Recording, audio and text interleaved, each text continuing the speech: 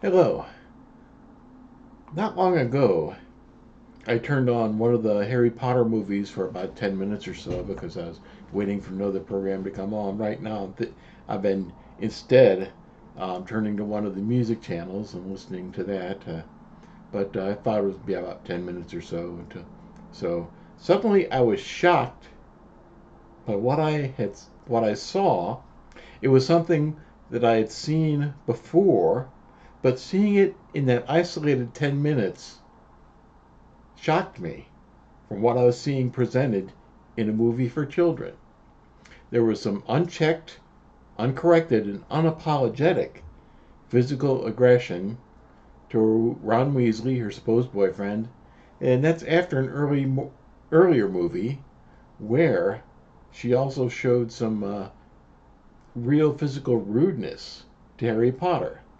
So I'm going to speak about this and speak about some bonus things about going beyond Harry Potter to some more positive situations. But please click like and subscribe and share if it's helpful, and look for any others that might be helpful on my channel.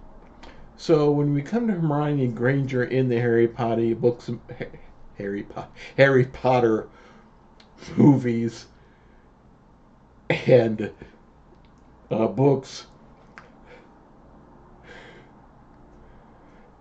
I saw that she was known as bossy. She could be uncommonly rude with both Harry and Ron.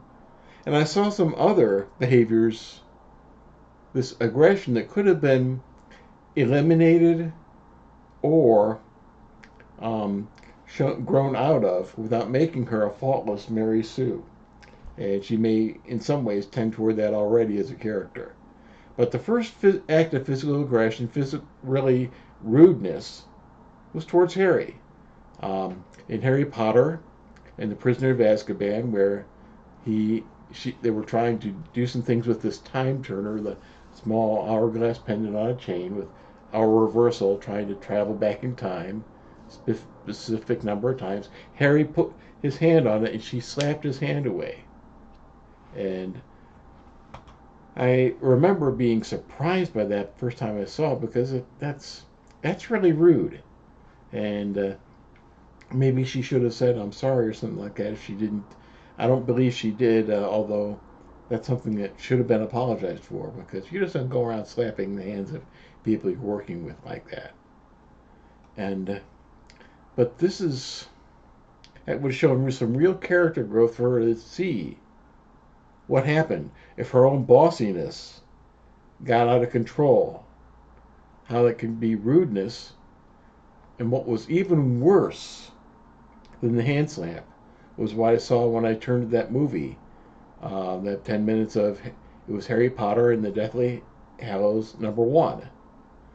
Ron shows up after having he left them for a while, and she becomes violent with him. Sure, Rupert Grint is was bigger than her. They were about the same height, but he's a commendably kind of a big guy, and he was physically larger. But that doesn't make it right for him to have to have taken that. I wish they had done that scene a different way. It's a pattern that we see too often, I think, in movies and TVs when women get frustrated with men, and when they get angry at men, they slap, punch, or scratch. And the men take it. And that's a recipe for a violent relationship. And eventually can be a reason for divorce. And definitely not the way to treat someone. Just try to treat an officer of the law that way if you get frustrated. And that's something that I think needs to be brought up for it. When you're an angry person, you live a tantrum driven life. If you're a bossy and controlling person, get angry, frustrated, you live a tantrum driven life. So, a heroine in this movie was slapping and hitting and hitting him till he fell backwards. No correction, no apology, and no consequences. And that could be a real consequence, such as the loss of the relationship if that becomes habitual. And I don't think that scene should ever have been allowed in a movie that's directed primarily towards children. And it had me doing some thinking about, yeah, we've seen slapstick stage violence. What reminds me of that is Eleanor Parker and Stuart Granger in the movie Scaramouche, where there's some slapstick stage violence part of the act. And some of the things which I have discussed with my friend, there's in the movie McClintock, John Wayne's character spanks Maureen O'Hara's character, and Maureen O'Hara attempts to hit John Wayne in the Quiet Man, and he drags her across, But that's really not the way that adults treat each other. And I think in The Quiet Man, it seemed to try to show them to some extent by then the movie transcending that. And transcending that also, reconciling at the end of McClintock. But those were character flaws also in the way that they handled their anger and frustration. And seriously, even though we see these things portrayed in media, it's never acceptable to hit, slap, or spit on someone in a rage tantrum. And I think we see too much of that in our movies and TV shows as toddler behavior. That by the time a child goes to school, they should have been left that behind. And that's also something we don't want our young men and women to grow up believing is acceptable behavior. And this kind of touches me because I do have two friends that have been divorced because of violent behavior from their wives. So, and I was recently, a little over a year ago, on a jury for a trial of woman-on-woman violence. And one of the things that the judge took great pains in explaining to those of us who were on the jury in this assault case was that words are never a legal justification for violence. And neither is anger and frustration a legal justification for violence. And again, if they would try to do that with an officer of the law, it's assaulting an officer of the law, and that means jail time. So, hitting, spitting, slapping someone, rage tantrums, if you're a man or woman, those are not adult behavior. That is not acceptable behavior. Apologies, definitely. Maybe counseling or something else like that. In adulthood, with our greater strength, our greater understanding, greater power of being an adult. With great power comes great responsibility. That's a great line from the first Spider-Man movie, the one with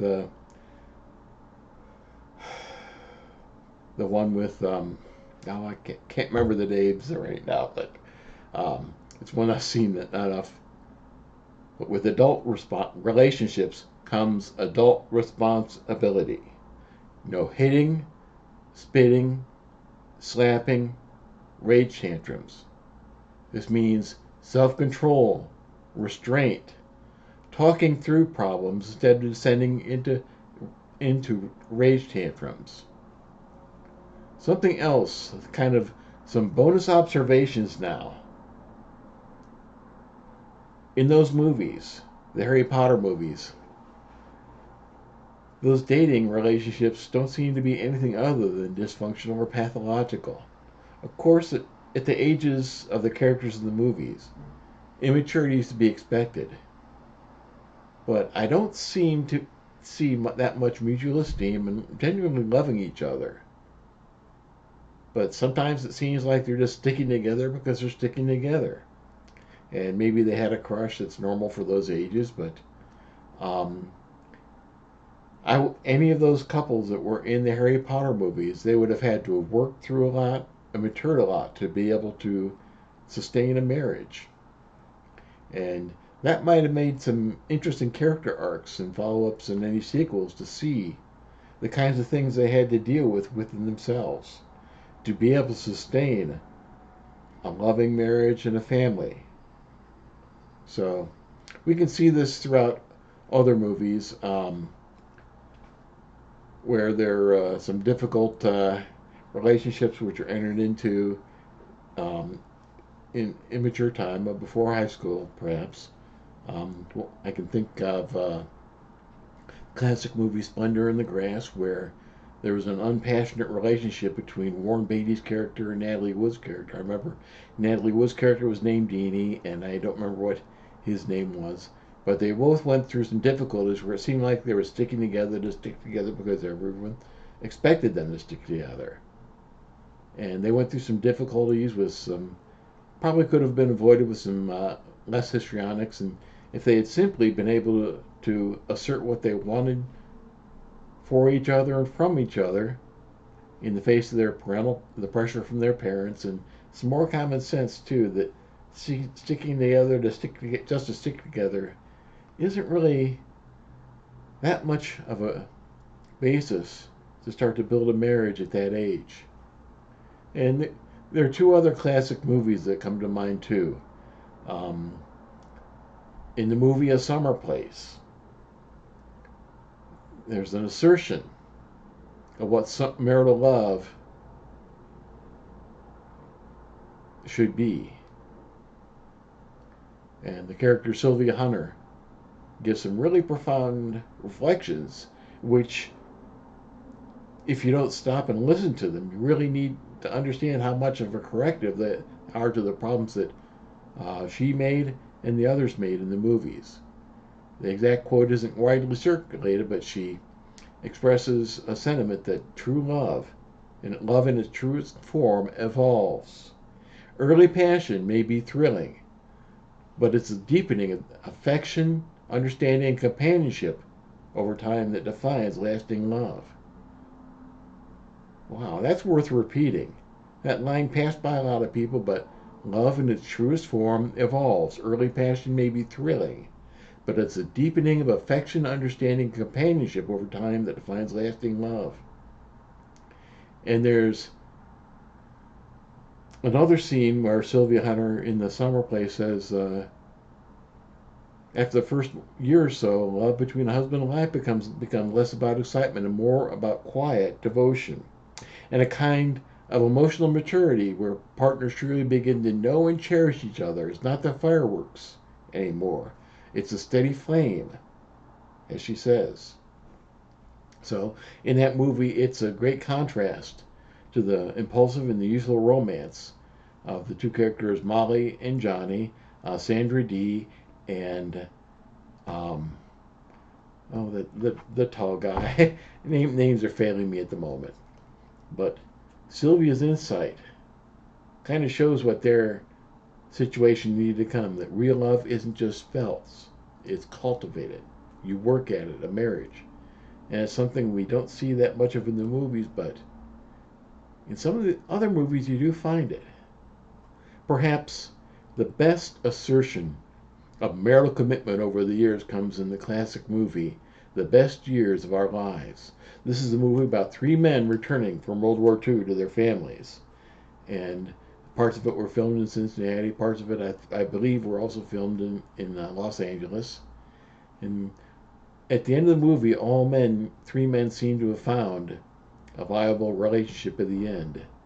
Harold Russell, with his sudden disability that he received in the Navy, losing his hands, his real problem, began to have found a marriage at the end with Kathy O'Donnell, and she loved him through that disability. He's dealing with that. Also, Dana Andrews' character lost an impulsive marriage to a party girl, Virginia Mayo's character, um, and for a girl who would give him the devotion which he needed, Teresa Wright's character. But the veteran actors there, Myrna Loy and Friedrich March, Millie and Al, found something that they told to Teresa Wright's character, their daughter, about a long-term marriage. And at some point, Teresa Wright's character said to them that they never had any trouble. And Myrna Loy delivers this beautifully.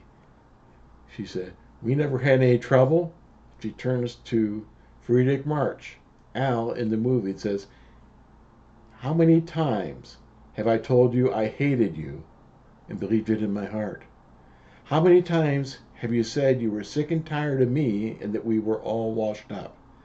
How many times have we had to fall in love all over again?" So there's some things I think that need to be fixed, done differently in those Harry Potter movies. But I think there's some things that are given in some of the lines which people may not remember. Although I do know that what Myrna Loy said to Friedrich March's character in The Best Years of Our Lives was something that people remember and remember and remember. Going beyond the feelings, respect, cultivating real love, emotional maturity, quiet devotion. I think they're definitely growing well beyond the rage tantrums and the rage tantrum that we saw in Harry Potter and the Deathly Hallows, the first movie. So, thank you for your time. Thank you for your attention. This is a Christian channel, and I haven't referred to Scripture once here, but I think it's easy to see this, understand this, in the light of what the Scriptures have to say about marriage and following Jesus. So, thank you for your time. Thank you for your attention.